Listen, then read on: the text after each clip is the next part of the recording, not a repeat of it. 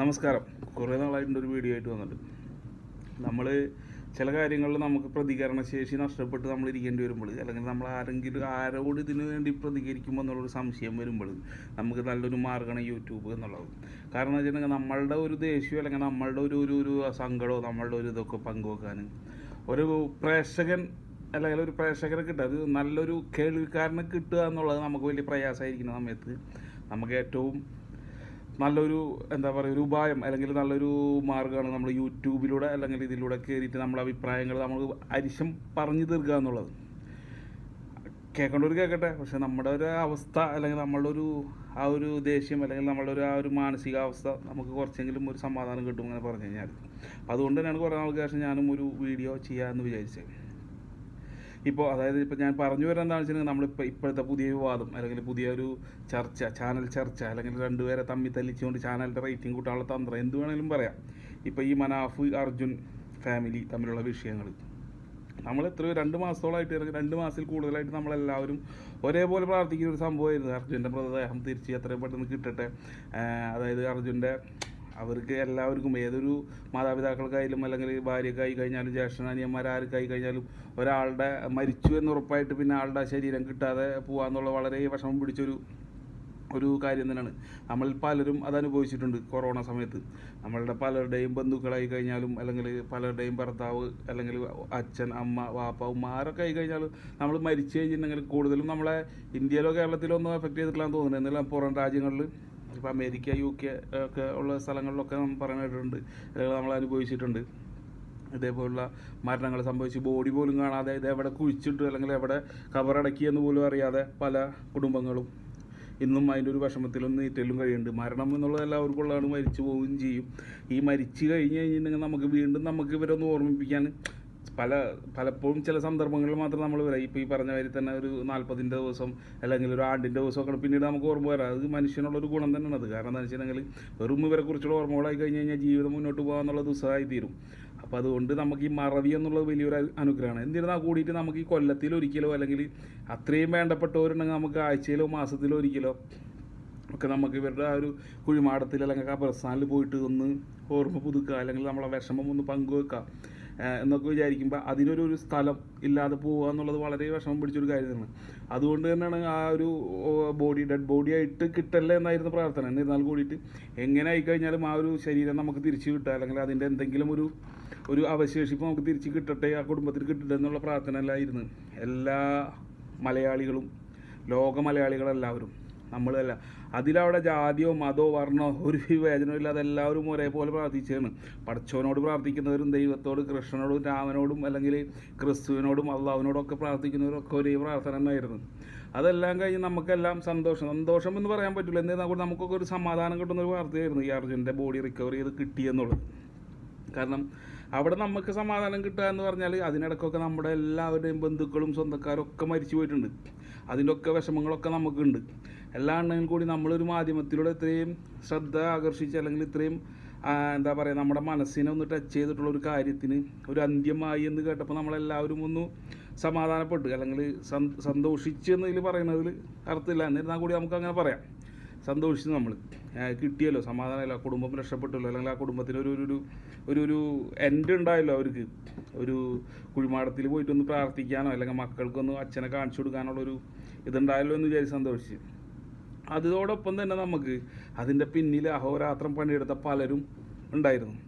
അവരെക്കുറിച്ച് ആലോചിക്കുമ്പോൾ നമുക്ക് അഭിമാനം തോന്നിയിരുന്നു. അവരെക്കുറിച്ച് ആലോചിക്കുമ്പോൾ അഭിമാനം തോന്നാൻ കാരണം എന്താണെന്ന് വെച്ചാൽ നമ്മളായി കഴിഞ്ഞാൽ നമ്മൾ ഇത്രയും വിഷമത്തിനിടയിലും അല്ലെങ്കിൽ നമ്മൾ ഇത്രയും ടെൻഷനിടയിലും നമ്മൾ ഇത്രയും നാളും ഇത്രയും എല്ലാ ഫെസിലിറ്റിയും ഇന്ത്യയിൽ കിട്ടാവുന്ന ഒരുവിധം എല്ലാ ഫെസിലിറ്റിയും ഉപയോഗിച്ചിട്ടും നമുക്ക് ഈ ബോഡി റിക്കവർ ചെയ്തെടുക്കാൻ പറ്റുന്നില്ല എന്നാണ്. ഇപ്പോൾ മാനസികമായിട്ട് നമുക്കെന്നെ ഒരു പിന്മാറ്റം, ബോഡി കിട്ടുന്നില്ലല്ലോ, ഇത്രയും സൗകര്യമായിട്ടും കിട്ടിയില്ല, ഇനി അത് മണ്ണിനടിയിൽ പോയോ അല്ലെങ്കിൽ ഒലിച്ച് കടലിലേക്ക് പോയോ എന്നുള്ളതൊക്കെ ഒരു സംശയങ്ങൾ അങ്ങനെയൊക്കെ സംഭവിക്കാവുന്നതാണ്. അപ്പോൾ പിന്നെ കിട്ടൂല.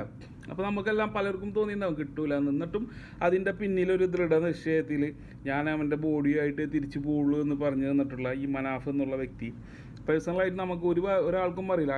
അദ്ദേഹത്തെ ചുറ്റിപ്പറ്റുള്ളവർക്കൊഴികെ ബാക്കി ആർക്കും ഈ മനാഫ് എന്നുള്ള ഒരു വ്യക്തിനെ കുറിച്ച് വ്യക്തമായിട്ടുള്ളൊരു ധാരണ ഉണ്ടായിരുന്നില്ല. പക്ഷേ നമ്മൾ അദ്ദേഹത്തിൻ്റെ ഒരു ഇൻ്റർവ്യൂ അല്ലെങ്കിൽ അദ്ദേഹത്തിൻ്റെ ഒരു വീഡിയോ ക്ലിപ്പൊക്കെ കാണുമ്പോൾ നമ്മൾ ആ മരണം, അതായത് നമ്മൾ ഈ ഒരു പ്രശ്നം നടക്കുന്ന സമയത്ത് തന്നെയുള്ള പല വീഡിയോ ക്ലിപ്പിലും അദ്ദേഹത്തിൻ്റെ സംസാരവും പക്വതയാർന്നിട്ടുള്ള പെരുമാറ്റം കാണുമ്പോൾ തന്നെ നമ്മൾ വിചാരിച്ചിരുന്നു അദ്ദേഹം, കാരണം എന്താണെന്ന് വെച്ചിട്ടുണ്ടെങ്കിൽ അദ്ദേഹത്തിന് അത്രയും അടുപ്പം അല്ലെങ്കിൽ സ്നേഹം ഉണ്ടായിരുന്ന ഒരു വ്യക്തി തന്നെ ആയിരുന്നു ഈ അർജുൻ എന്നുള്ളത്. അപ്പോൾ നമുക്കെല്ലാം ഈ ഒരു അപകടം സംഭവിച്ചതിന് ശേഷം തോന്നിയ ഒരു അടുപ്പാണെങ്കിൽ അദ്ദേഹത്തിൻ്റെ ഒപ്പം എത്രയോ കാലങ്ങളായിട്ടുള്ള വർക്ക് ചെയ്യുന്ന ഒരു വ്യക്തിയാണ് അർജുൻ എന്നുള്ളത്. അപ്പോൾ ഈ അർജുന് അദ്ദേഹത്തോടും ആ ഒരു അടുപ്പുണ്ടായിരിക്കണം. അതുകൊണ്ട് തന്നെയാണ് രണ്ടുപേരും അത്രയും എന്താ പറയുക, അത്രയും ഈ അർജുൻ്റെ ആ ഒരു അവശേഷിപ്പ് എന്തെങ്കിലും കിട്ടിയിട്ട് ഞാനിവിടെ തിരിച്ചു പോകുമെന്നുള്ള ഒരു ദൃഢനിശ്ചയത്തിൽ അദ്ദേഹം നിന്നിരുന്നതും അതിനുവേണ്ടി തന്നെ പ്രവർത്തിച്ചതും അതിനുവേണ്ടി അതിൻ്റെ ഒരു എന്താ പറയുക ഒരു അവസാനം കണ്ടതും അതെല്ലാം അദ്ദേഹത്തിനെ സംബന്ധിച്ചിടത്തോളം അദ്ദേഹത്തിനും ഒരു ആശ്വാസമാണ്. ഇവിടെ എല്ലാം പലപ്പോഴും ഞാൻ ഇൻ്റർവ്യൂവിൽ കണ്ടിരുന്നത് അദ്ദേഹം ഒരു സന്തോഷം അല്ലെങ്കിൽ ഒരു ഇത് പങ്കുവെക്കുന്നത്. സന്തോഷം എന്ന് വെച്ചിട്ടുണ്ടെങ്കിൽ അത് മരിച്ചു അല്ലെങ്കിൽ ബോഡി എന്താ പറയുക ഒരാളില്ലാണ്ടായി പോയി എന്നുള്ളതല്ല, അവിടെ തെറ്റിദ്ധരിക്കപ്പെടുന്നുണ്ട് അദ്ദേഹം. കാരണം എന്ന് വെച്ചിട്ടുണ്ടെങ്കിൽ അത് നമുക്കിപ്പോൾ ഞാൻ പറഞ്ഞില്ലേ, സന്തോഷം എന്നുള്ളത് നമ്മൾ പ്രയത്നിച്ച കാര്യം നേടിയെടുത്തതിലുള്ളൊരു സന്തോഷം, അതാണ് ആ സന്തോഷം കൊണ്ട് ഉദ്ദേശിക്കുന്നത്. അപ്പോൾ ആ ഒരു സന്തോഷം അദ്ദേഹം പങ്കുവച്ചിരുന്നു. പക്ഷേ അതിനുശേഷം അതുപോലെ തന്നെ യൂട്യൂബ് എന്നുള്ളത് ആ ഒരു മാധ്യമത്തിലൂടെ ഇപ്പോൾ നമ്മളെല്ലാവരും അനുഭവിച്ചിട്ടുള്ളതാണ്. കൊറോണ സമയത്ത് തന്നെ നമ്മളെല്ലാവരും ഒറ്റപ്പെടൽ എന്ന് വെച്ചാൽ ചിലപ്പോൾ ഒരു ഫാമിലി കുടുംബത്തോടുള്ള ഒരു ഒറ്റപ്പെടലായിരിക്കണം, അല്ലെങ്കിൽ ഒറ്റയ്ക്ക് ഇരിക്കുന്ന ഒറ്റപ്പെടൽ. വിദേശ രാജ്യങ്ങളിൽ അല്ലെങ്കിൽ ഗൾഫ് രാജ്യങ്ങളിലൊക്കെ എന്ന് പറഞ്ഞു കഴിഞ്ഞിട്ടുണ്ടെങ്കിൽ ഒറ്റപ്പെടൽ പലരും ഈ ഒരു ഏകാഗ്രത അനുഭവിച്ചിട്ടുള്ളവരായിരിക്കണം, റൂമുകളിലൊക്കെ ഇരിക്കുന്നവരൊക്കെ. അപ്പോൾ അപ്പോഴൊക്കെ നമുക്ക് വലിയൊരു ആശ്വാസമായിരുന്നു യൂട്യൂബ് ചാനൽ എന്നുള്ളതും. അതിലൂടെ നമുക്ക് പല ആക്ടിവിറ്റികളും ഇതിൽ എല്ലാവരും കഴിവുള്ളവർ അല്ലെങ്കിൽ എല്ലാവരും ഈ പറഞ്ഞ നമുക്ക് എന്താ പറയുക അതിൻ്റെ ഒരു റെമ്യൂണറേഷൻ പ്രതീക്ഷിച്ചിട്ടോ അല്ലെങ്കിൽ വേറെ എന്തെങ്കിലും സ്റ്റാർ ആവണമെന്ന് ഉദ്ദേശിച്ചിട്ടോ ഒന്നുമല്ല. മാനസികമായിട്ട് ഒരു ഫ്രീ അല്ലെങ്കിൽ നമ്മൾ പറയുന്നത് ആരെങ്കിലും കേൾക്കുന്നുണ്ട് അല്ലെങ്കിൽ നമ്മളാരെങ്കിലും ശ്രദ്ധിക്കുന്നുണ്ട്, നമ്മളുടെ കാര്യങ്ങൾ പുറം ലോകത്തെത്തിക്കാൻ ഇങ്ങനെ ഒരു മാധ്യമമുണ്ട് എന്നുള്ളതിലുള്ള ഒരു ആശ്വാസം കണ്ടെത്തിയിരുന്നവരാണ് എല്ലാവരും. ആ വഴിക്കാണ് പലരും യൂട്യൂബ് ചാനൽ തുടങ്ങിയതും അതിൽ തന്നെയാണ് പലരും ക്ലിക്കായിട്ട് അവർക്കുള്ളൊരു വരുമാനം എന്ന് പറഞ്ഞൊരു സംഭവം കിട്ടിയത്. അപ്പോൾ ഇദ്ദേഹം വളരെ വ്യക്തമായിട്ട് ആ കാര്യങ്ങൾ പറയുന്നുണ്ട്. കാരണം എന്ന് വെച്ചിട്ടുണ്ടെങ്കിൽ ഇദ്ദേഹത്തിൻ്റെ ഒരു കാഴ്ചപ്പാട്, അതും ഇദ്ദേഹത്തിനോട് ഏതോ മാധ്യമപ്രവർത്തകർ പറഞ്ഞതാണ്, അദ്ദേഹത്തിൻ്റെ കാര്യങ്ങൾ ഈ പറഞ്ഞ പുറം ലോകത്ത് എത്തിക്കാനുള്ള ഏറ്റവും നല്ലൊരു മാധ്യമമാണ് യൂട്യൂബ് എന്നുള്ളത്. അപ്പോൾ അത് അദ്ദേഹം ആ ഒരു ഫെസിലിറ്റി അദ്ദേഹം ഉപയോഗിച്ചു എന്നുള്ളത് സത്യം തന്നെയാണ്. അത് അദ്ദേഹം വ്യക്തമായിട്ട് പറയുന്നുണ്ട്, ഞാൻ അത് ഫെസിലിറ്റി ഉപയോഗിച്ചു, അല്ലാതെ ഇതിൽ കൂടെ റീച്ച് ഉണ്ടാക്കണമെന്നോ ഇതിലൂടെ പ്രശസ്തനാവണമെന്നോ അല്ലെങ്കിൽ ഇതിലൂടെ എന്താ പറയുക മോണിറ്റൈസ് ചെയ്യണമെന്ന് പോലും അദ്ദേഹത്തിന് അറിയില്ല. ഇങ്ങനെ ഒരു ചാനൽ മോണിറ്റൈസ് ചെയ്താലേ വരുമാനം കിട്ടുമെന്നുള്ള ഒരു ഐഡിയ പോലും ഇല്ലാത്തൊരു അദ്ദേഹത്തിന് അങ്ങനെ കുറിച്ചിട്ടാണ് ഈ കുടുംബത്തിനെ നമുക്ക് കുറ്റം പറയാൻ പറ്റില്ല. ഇപ്പോൾ പറഞ്ഞില്ലേ, ഈ കുടുംബത്തിൻ്റെ പല ഇൻ്റർവ്യൂകളും നമ്മൾ കണ്ടിട്ടുള്ളതാണ്. നമുക്കൊരു എന്താ പറയുക ഒരു വിഷമം, അപ്പോഴെല്ലാം നമുക്കൊരു വിഷമവും പിന്നെ അതേപോലെ തന്നെ നമുക്കൊരു പക്വതയാർന്നിട്ടുള്ളൊരു പെരുമാറ്റവും നമ്മൾ ശ്രദ്ധിച്ചിട്ടുള്ളതാണ്. കാരണം എന്ന് വെച്ചിട്ടുണ്ടെങ്കിൽ അവർ ഒരു വിഷമിക്കുന്ന ഒരു അവസരത്തിലും അവരുടെ ഇൻ്റർവ്യൂവിലൊക്കെ നമുക്ക് കണ്ടാൽ അറിയാം, അവർ വളരെ വ്യക്തവും കൃത്യമായിട്ടുള്ള കാര്യങ്ങളൊക്കെ പറഞ്ഞിരുന്നതാണ്. അപ്പോൾ അതെല്ലാം അവരെയും നമ്മൾ അംഗീകരിക്കേണ്ട തന്നെയാണ്. പക്ഷേ ഇതെല്ലാം കഴിഞ്ഞ അവസാനം നമ്മൾ പറയില്ലേ, രാവിലെ മുതൽ ഈ വെള്ളം കോരിയിട്ട് ഈ എന്താ പറയുക രാത്രിയാകുമ്പോൾ കാലോടക്കണ ഒരു സ്വഭാവം എന്നുള്ളതിൽ അത് കുടുംബത്തെ ഏതെങ്കിലും ഒരാളുണ്ടായാൽ മതി, എല്ലാവരും ആ പേരിന് അർഹനാവും. അപ്പോൾ ആ ഒരു സംഭവം അവിടെ സംഭവിച്ചതെന്ന് നമുക്ക് തോന്നാം, അല്ലെങ്കിൽ കുടുംബത്തിൽപ്പെട്ടവരെ പുറമുള്ള ആരെങ്കിലും തെറ്റിദ്ധരിക്കപ്പെട്ടിട്ടാ എന്തെങ്കിലും ആയിരിക്കണം. പക്ഷേ എന്നിരുന്നാൽ കൂടി നമ്മൾ ഈ ലോകം മലയാളികൾ മുഴുവൻ ഒരു കാര്യത്തിന് വേണ്ടി ഒരുമിച്ച് നിന്നിട്ടും അതൊരാളുടെ പിന്നിൽ നിൽക്കുക എന്ന് പറഞ്ഞാൽ അയാൾ ശക്തനായിട്ടോ ഇതായിട്ടോ അല്ല, അയാളെ സംബന്ധിച്ചിടത്തോളം അയാളത് ചെയ്യുമ്പോൾ നമുക്ക് ഇവിടെ ചെയ്യാൻ പറ്റാവുന്ന ഒരു സപ്പോർട്ട് അദ്ദേഹത്തിൻ്റെ പിന്നിൽ നിൽക്കുക എന്നുള്ളതാണ്. അത് മെസ്സേജിലൂടെ ആയിക്കഴിഞ്ഞാലും അല്ലെങ്കിൽ ബാക്കി ഏതെങ്കിലും വഴിക്കായി കഴിഞ്ഞാലും അദ്ദേഹത്തിനെ പ്രോത്സാഹിപ്പിക്കുക അല്ലെങ്കിൽ അദ്ദേഹത്തിനോടൊപ്പം ഞങ്ങളുണ്ട് എന്ന് അറിയിക്കുക. ആ ഒരു പ്രവർത്തനം എല്ലാവരുടെ ഭാഗത്തു നിന്നുണ്ടായിരുന്നു, ലോകത്തിലുള്ള എല്ലാ മലയാളികളുടെ ഭാഗത്തു നിന്നുണ്ടായിരുന്നു. അപ്പോൾ അത്രയും സപ്പോർട്ട് ചെയ്തിട്ട് ഇദ്ദേഹത്തിനോട് സപ്പോർട്ട് ചെയ്ത് സംസാരിച്ച് എല്ലാം അവസാന ഘട്ടത്തിലായിട്ട് ഈ പറഞ്ഞ ഒരു സന്തോഷത്തിൽ പിരിയേണ്ട സമയത്ത് ഇങ്ങനെ ഒരു അനാവശ്യ വിവാദവുമായിട്ട് വന്നിട്ട് ഞാനും മെയിനാണെന്ന് പറയാമെന്ന് പറഞ്ഞാൽ അത് നാണക്കേടെന്ന് പറഞ്ഞാൽ അത്രയും എന്താ പറയുക അത്രയും തരം താഴ്ന്ന ഒരു പരിപാടിയായിപ്പോയി എന്നുള്ളത് എന്നെപ്പോലെ തന്നെയാണ് എല്ലാവർക്കുമുള്ള അഭിപ്രായം.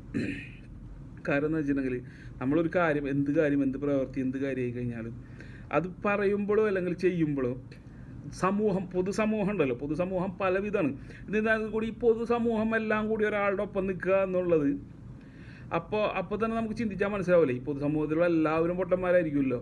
അപ്പോൾ അതുകൊണ്ട് തന്നെ അവരെല്ലാവരും ഒരാൾക്ക് വേണ്ടി സപ്പോർട്ട് ചെയ്ത് നിൽക്കുക എന്നുള്ളതും അതേ സമയം തന്നെ ഇവിടെ ഒരു നിയമ സംവിധാനമുണ്ട്. ഈ നിയമ സംവിധാനം എന്നുള്ളത് ആൾക്കൂട്ടം നോക്കിയിട്ടല്ല തീരുമാനിക്കുന്നത്.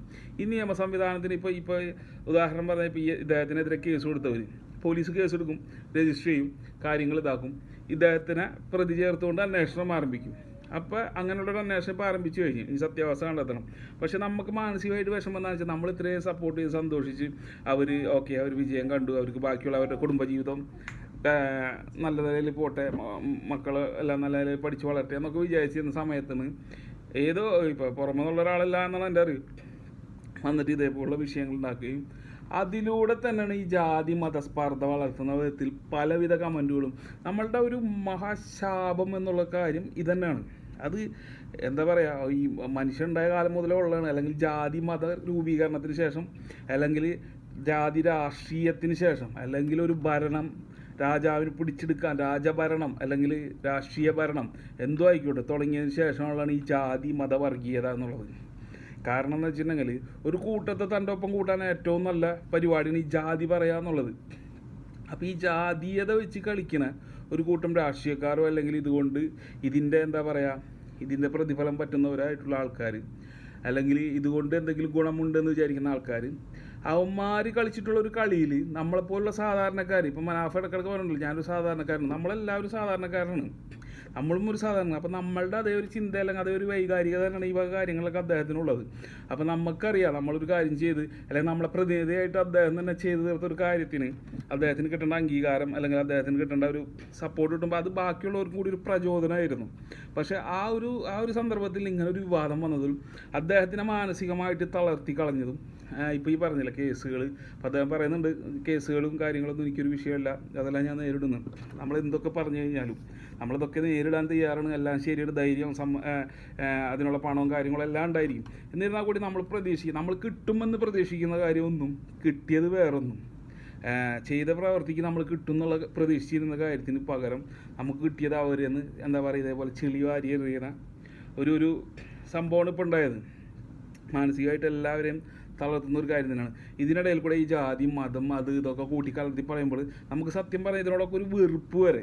കാരണം എന്താണെന്ന് വെച്ചിട്ടുണ്ടെങ്കിൽ ഇവന് എന്താ പറയുക, ഇവൻ മനാഫാണ്, അവൻ അർജുനാണ്, അവനതിനത് എന്താ ചെയ്യുക. അതായത് നമ്മളുള്ള കാലത്തോളം ഇപ്പോൾ ഈ മനാഫിൻ്റെ തന്നെ ഒരു ഇൻ്റർവ്യൂവിൽ അദ്ദേഹം വളരെ കറക്റ്റായിട്ട് പറഞ്ഞു നമുക്ക് ഏറ്റവും മെയിൻ പ്രശ്നം ഇവിടെ നമ്മളെ പ്രശ്നം എന്ന് പറഞ്ഞാൽ ഈ പറയുന്ന വർഗീയത പറഞ്ഞ് കളിക്കുന്ന ഈ ന്യൂനപക്ഷ ആൾക്കാരുണ്ട്, വർഗീയത പറഞ്ഞ് കളിക്കുന്ന അവരൊറ്റ കാരണം കൊണ്ട് ഇത്രയും വലിയ ഒരുപാട് കോലാഹലങ്ങളും പ്രശ്നങ്ങളും ഉണ്ടാവണം. വർഗീയത ഇല്ലാത്ത അല്ലെങ്കിൽ മതം ഇല്ലാത്ത രാജ്യങ്ങളിൽ പ്രശ്നങ്ങളുണ്ട്, ഇല്ല എന്നല്ല പറയണത്. പക്ഷേ ഈ കാര്യങ്ങളിൽ നിസ്സാര സംഭവങ്ങളിൽ ഒരാളുടെ രക്തം തിളപ്പിക്കാൻ ഏറ്റവും നല്ല കാര്യമാണ് ഈ വർഗീയത, പച്ചക്ക് വർഗീയത പറഞ്ഞിട്ട് ആളെ കൂട്ടുക എന്നുള്ളത്. ആ ഒരു ചെറ്റത്തരം പല ആൾക്കാരും ഇവിടെ കാണിച്ചുകൊണ്ടേയിരിക്കുന്നുണ്ട്. അത് നമ്മൾ പൊതുജനം ഇപ്പോഴൊക്കെ ഇതെല്ലാവരും മനസ്സിലാക്കി കഴിഞ്ഞെന്നിരുന്നാൽ കൂടി നമ്മളിലൊക്കെ അതിൻ്റെ ഒരു തരി അവിടെ ഉറങ്ങിക്കെടുക്കുന്നുണ്ട്. ഈ ഉറങ്ങിക്കെടുത്തതിനെ ഉണർത്താൻ വേണ്ടിയിട്ട് പലരും ശ്രമിച്ചുകൊണ്ടേയിരിക്കണം. അപ്പോൾ അറിയാതെ പലരിലും ഇത് ഉണർന്നും പോകുന്നുണ്ട്. എന്തൊക്കെ ഇരുന്നാലും മനാഫ് പറഞ്ഞ പോലെ നമുക്കൊരു എന്താ പറയുക ഈ പറഞ്ഞ ജാതി മതഭേദമന്യേ അല്ലെങ്കിൽ പണ്ട് മാവേലിനെ കുറിച്ച് പറയണ പോലെ അങ്ങനത്തെ ഒരു രാജ്യം അല്ലെങ്കിൽ അങ്ങനത്തെ ഒരു സംസ്ഥാനം അല്ലെങ്കിൽ അങ്ങനത്തെ ഒരു നഗരം അല്ലെങ്കിൽ നമ്മളൊരു പഞ്ചായത്തെങ്കിലും അങ്ങനെ ആക്കിയെടുക്കുക എന്നുള്ളത് വലിയൊരു ദൗത്യം തന്നെയാണ്. അപ്പോൾ പലരിലും നമുക്കിപ്പോൾ നമ്മൾ നേരിട്ടാണ് എല്ലാവരിലും അത് ഉണ്ട് കേട്ടോ. അത് വേറൊരു വിഷയം, അതും കൂടി എടുത്ത് പറയേണ്ടതാണ്. ഇത് ഏറ്റവും കൂടുതൽ ഇതെല്ലാം എഫക്റ്റ് ചെയ്യുന്ന സോഷ്യൽ മീഡിയ എന്നുള്ളൊരു പ്ലാറ്റ്ഫോമിലാണ്. അതായത് ഇപ്പം എൻ്റെ പഞ്ചായത്തിൽ ഞാൻ എല്ലാവരുമായിട്ടും ഞാൻ സൗഹൃദത്തിലായിരിക്കും. പക്ഷേ സോഷ്യൽ മീഡിയയിൽ വരുമ്പോൾ ഇതിൽ പലരും കമൻറ്റ് ചെയ്ത് കണ്ടു കഴിഞ്ഞാൽ നമ്മളെ രക്തം തിളക്കണമുണ്ടാവും. അപ്പോൾ നമ്മളൊരു സംസ്കാരം നമ്മൾ വളർത്തിയെടുക്കേണ്ടതുണ്ട് ഒന്ന്. കാരണം എന്താ വെച്ചിട്ടുണ്ടെങ്കിൽ ഈ സോഷ്യൽ മീഡിയയിലൊക്കെ കൈകാര്യം ചെയ്യുമ്പോൾ മറ്റുള്ളവനും മനുഷ്യനും അല്ലെങ്കിൽ അവനക്കും വിഷമങ്ങൾ ഉണ്ടാകുമെന്ന് മനസ്സിലാക്കിക്കൊണ്ട് കമൻറ്റ് ചെയ്യാനോ അല്ലെങ്കിൽ സംസാരിക്കാനോ ഒക്കെ ശ്രമിക്കുക. അല്ലെങ്കിൽ ഒരാൾ ഇതേപോലെ ഈ വർഗീയതയുടെ പേരിൽ മതത്തിൻ്റെ പേരിലുള്ള ഈ ചേരിതിരിവുകൾ കാണുമ്പോൾ തന്നെ രണ്ട് കൂട്ടരിലും കൂടാതെ മാറി നിൽക്കുക, അല്ലെങ്കിൽ ഈ രണ്ട് കൂട്ടരിലും ഒരേപോലെ പ്രവർത്തിച്ചുകൊണ്ട് ഇത് പരിഹരിക്കാൻ വേണ്ടി ശ്രമിക്കുക എന്നുള്ളതൊക്കെ നമുക്ക് ചെയ്യാവുന്ന കാര്യങ്ങളാണ്. അല്ലാതെ ഈ പറഞ്ഞ മാതിരി എന്ത് നല്ലത് ചെയ്തു കഴിഞ്ഞാലും അതിനും പണ്ടാരോ പറഞ്ഞില്ല അമ്മനെ തല്ലിയാനും 2 വർഷം വരുമെന്ന് അറിയില്ലേ, അതേപോലത്തെ ഒരു അവസ്ഥ ഇപ്പോൾ കണ്ടുകൊണ്ടിരിക്കുന്നത്.